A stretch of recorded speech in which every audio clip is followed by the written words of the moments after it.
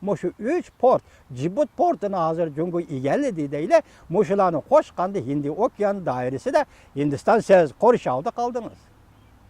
Belki bugün Hindistan'ın veziri Modi, Hindistan'ın armiya taraf, yak devlet müdafiye ministerliği oygangan bolsa gerek. İşine tonup yetti. Şuna hazır başta biz silah görsetkendek Hindistan armiyası Tibet rayını kırın. Eğer de Hindistan muşkatin çıgıra tokunuşudu keynigi çekinediğin bolsa, ondaqda Hindistan Cungo'nun Hindi Okyan kırgelligini itiraf kılış gerek. Eğer Hindistan bu qatam Cungo'nun çıgıra tokunuş Cungo'la bolgan çıgıra tokunuşu çekinmeydiğin keynigi yanmaydiğin bolsa, ondaqda Hindistan Cungo'nu Hindi Okyan'dan çıkarıp yetiş gerek. Cungo 2014-yılı 5. ayının 20. günü nime dedi? Asiyalıkların Asiyasıdır. Asiyalık bulmagan devletler Asiya'dan ve Canubi Deniz, Okyan işlerden çıkıp getiş gerek. Asiya'dan çıkıp getiş gerek. Bevasıta Amerika'ya Asiya'dan çıkıp gettigen şu arını toğludur Reis Xi Jinping.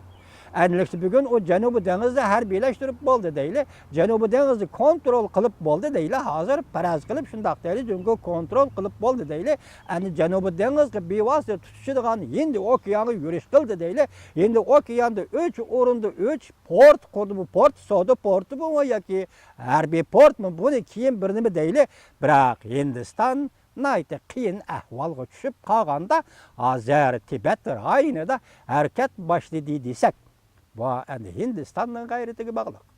Yoki Hindi Okyanga chiqishini Jungoning e'tirof qilish, yoki o'sha chegara rayonlardagi Jungoning zamin talabini e'tirof qilish, yoki Jungo bilan elishib turib, ma Hindistonga tava, ma sanga tava deyish kerak.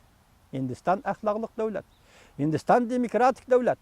Hindiston Budda dini ahlak bilan davlat boshqarayotgan va davlatda xalqni tarbiyalayotgan, xalqni qo'llayotgan, xalqning himoyasiga erishayotgan bir hukumat ostidagi davlat. Şuna demokratik davlat xas. Endi hozir o'tirib qo'ygan Sivraj xonim Hindistonning tashqi ishlar ministri, sen mi chekinasan, men mi chekinman dedi. Biroq Jungo nima dedi, bu zamin mening zaminim dedi, mening territoriyam dedi. Men nima chekinaman bu yer? Sen chekinasan. Şu vaqtda biz suhbatga o'tiramiz dedi. Sivraj xonim nima dedi? Ikkimiz chekinib suhbatga o'tiramiz. Bu talash tartishmada ketyapti. Mana biz boshda sizlarga yuqorida so'zildik. Bugun Hindiston chegaraga yana ko'paytirib 200 ming kishilik taqliq qo'shinga qo'shib, yani 12 diviziya askar yetkazdi degan.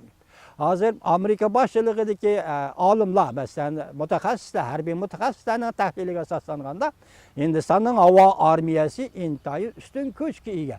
Yoki o'zining iqtidorini joriy qildira oladigan havo armiyasi. Bunun havoda qiladigan so'qishi va urushi albatta intayin dahshat bo'lganligini o'tganda biz sizlarga so'zlab o'tdik. Demak, bu ham Hindi okeandagi ustunlik, jo'grafiya ustunlik, ham havo armiyasiga ustunlik, hamda tog' qo'shinlari, tog' qismlari. Hatto bu tog'da jang qilish usul tajribasini o'rganish uchun Amerikadan vakillar berib, Rossiyadan vakillar berib, Hindistonda tog'da qanday jang qilishdan tajribalarini o'rgangan ekan. Haqiqatan bu qiyin ahvol. Tog'da urush qilish bu Jungolik uchun intayin qiyin ahvol. Jungolikdan tog'da jang qilish tajribasi bormi yo'q? Tog'da jang urush oladigan tajribasi bormi yo'q? Askarlarning qurilish sifati jihati shunda kuch bormi yo'q? Buning o'zi bir gap. Mayli qanday bo'lishidan qat'iy nazar, hozir Hindiston Jungo to'qinishi shu darajaga yetdi. Boshda aytgandek, agar Hindiston bu qatormush chegarada chekinib, unda suhbatlar hal qilamiz, bunda suhbatlar hal qilamiz deydigan bo'lsa, u vaqtda men sizlarga so'zlagan jangchi odamning so'zi rost bo'ladi. Jungo Hindi okeanni kontrol qilib qolmay, u vaqtda Hindistonning o'zini kontrol qilishga to'g'ri keldi. Hindiston Jungoning biqindi davlatiga aylanadi. Jangjadan nima dedi? Hindistonda besib olmoqchi, Hindistonni kontrol qilmoqchi dedi. Men sizlarga leksiya qilib so'zildim. Agar Hindiston bugun musha to'qinishdan chekinadiganlar bo'lsa, va cho'qim Jungoning biqindi davlatiga aylanadi desanglar bo'ladi.